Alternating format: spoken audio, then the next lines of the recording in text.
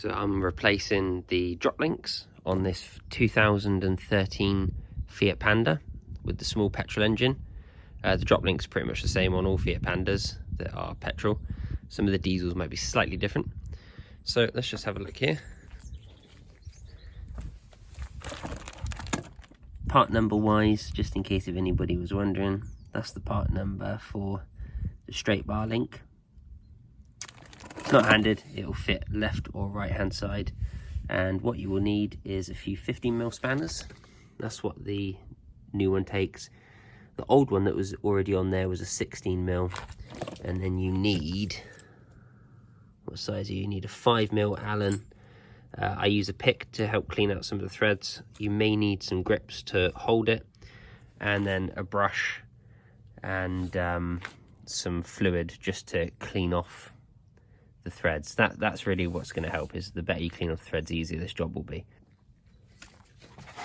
And yes, of course, you do not need an impact gun. You can do this by hand, but I do this all day, every day. My joints will thank me for using the impact gun. These wheel bolts are not tight. They'll come off really, really easily. Mine are a little bit rusted, so I have to tap the socket on. Not the end of the world.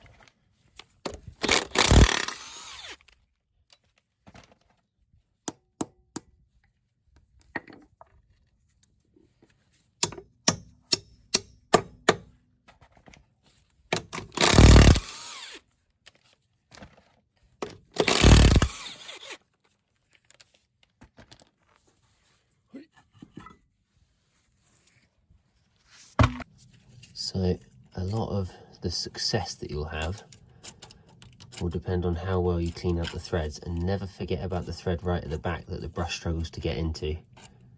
Just get in there with a little pick or something, give that a little clean.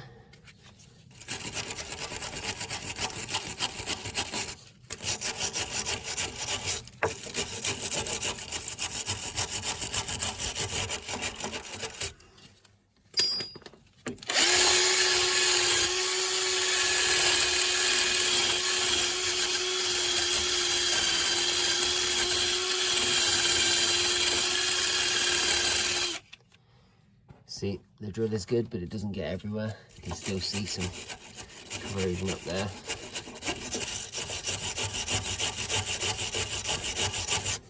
So if you don't clean it, when you try to unwind this, all of the rust gets pushed this way and it gets more and more jammed in the threads until eventually there's so much rust jammed in here that you can't spin the nut anymore. You can't push it either way. You can't wind it back on, you can't wind it back off. It just gets locked solid, and then you have to cut it off at the back here.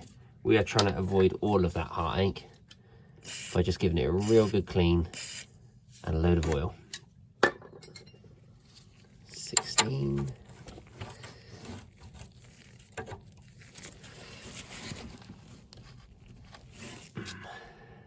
Tight.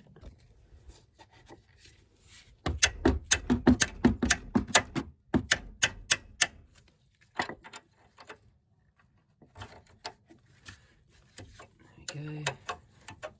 Now I've turned the wheel full lock, not only to get slightly better access, but it also puts a little bit more tension on the back of the joint, stop it from spinning. But eventually, what usually happens is that the joint starts to spin with the nut. See that, how it's starting to spin at the front? There we go, see that? Whole thing's spinning now, we're not undoing it anymore, which is why we need this.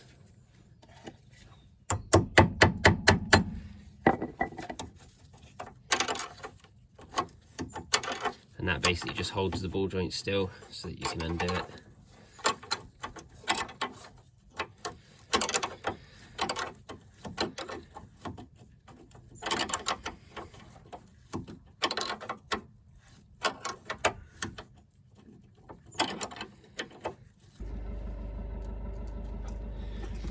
So again, on this side here, just make sure you don't forget about that first thread.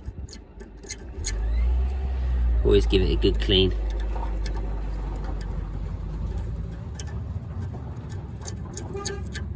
Beep beep. Okay.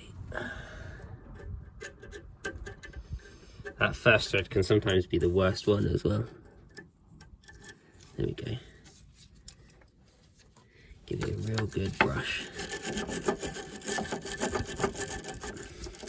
This one here is going to be harder than the top one. It's harder to clean the bottom of it.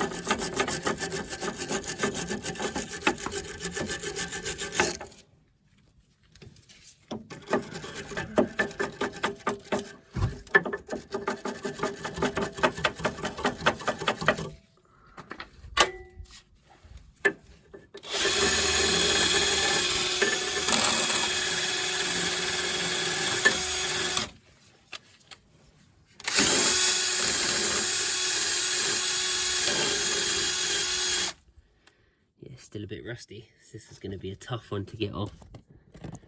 If we can just see the threads there. They've still got a bit of corrosion in them, so I'm just going to try and scrape some of that out, just to try and make my life easier.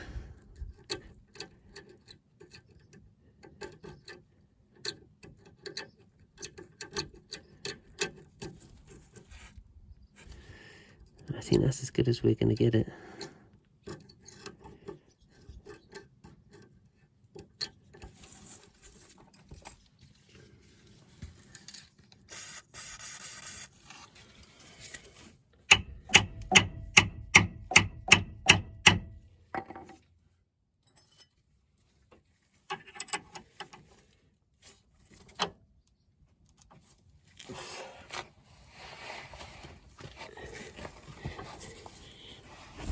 There we go.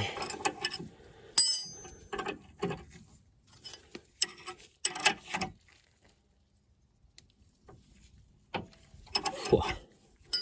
She's going to be a fighter. So I'm just going to turn the steering wheel back to being straight again so I can get this link out. So, oh, that's not very good. Well, that might have been part of the cause of her knocking noise. The only thing holding that on is the boot. See that? So the joint had already come apart. Well, in some ways it makes our life easier. What we're going to do is grip the outer part of this joint, and then that should make it a lot easier for us to be able to get the thing undone. So if you have a grinder, I would recommend at this stage that you just use it to cut off the ball joint. However, if you don't, you can get a file a flat spot onto here so that your grips have got something to grip onto, and then with a ratchet you can slowly undo the nut. You have to be careful that you don't wail on it too much. If you try and use like a shocking motion, it can cause your grips to skip, which you don't want. But we are finally getting there with this. They're not always easy. Obviously I do have a grinder, so I can just cut it off. I'm just showing you that it is possible without one. Well, after all that, let me show you what we've got. This is what we wound up with. So I just ground a couple of flat spots on it. Let me move where we can see it better. So just see that? I finished it off with the file. You could do this completely with the file. I did get the grinder in there just to make it faster. This is a customer car, so I don't want to spend too long on it. I want to get it back to them. But yeah, just to prove that you don't need to cut it off. So if you did have a file, and even if it took you, I mean, this took me 7 minutes struggling with this whole Droplink here to get it out. Even if you would spend an hour on it, it doesn't matter. If you're saving yourself some money and it saves you having to go and buy a grinder, then happy days. So that's my recommendation if you end up with that problem.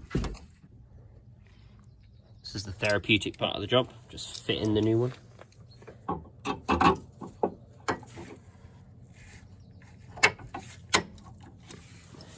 So put the bottom in first, and then you can push the top of the link down to get it into here, just in case it's a bit tricky.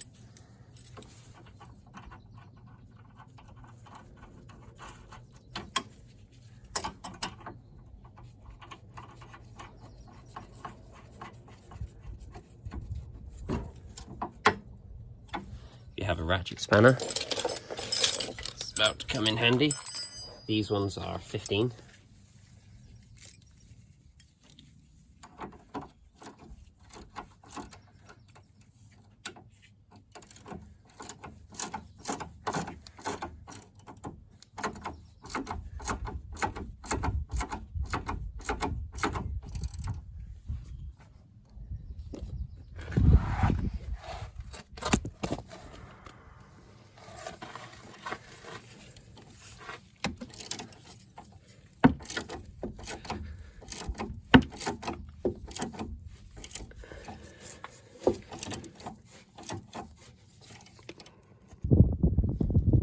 So it's the same with the bottom as well. Just want to get that snugged up. We're not tightening them down just yet. We're going to torque these to spec. They're anywhere between 35 to 45 Newton meters, I believe, or maybe it's 45 to 55. I'll double check the sheet. It is 45 to 55 Newton meters, and we are going to go straight for the higher end of that, the 55, because the roads around here are terrible. Need a different socket.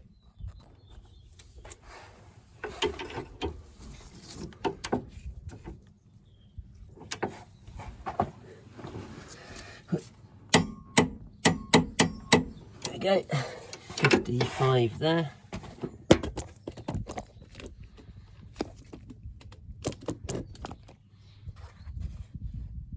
The top drop link is the same, 55 Newton meters.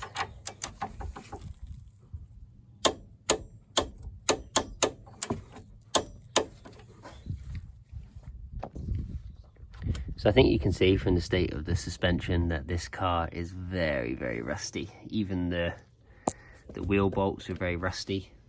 This is pretty much as difficult as it gets for doing drop links. They're not really that hard. You just have to make sure you clean up all the threads really, really well before you remove anything. That'll make your life an awful lot easier. And if you could borrow a grinder from somebody, I know some people just literally cut them off immediately, just save themselves the hassle. But in any case, that is how you replace the drop link on a Fiat Panda. All we need to do is put the wheel on, torque it down. She's ready to roll.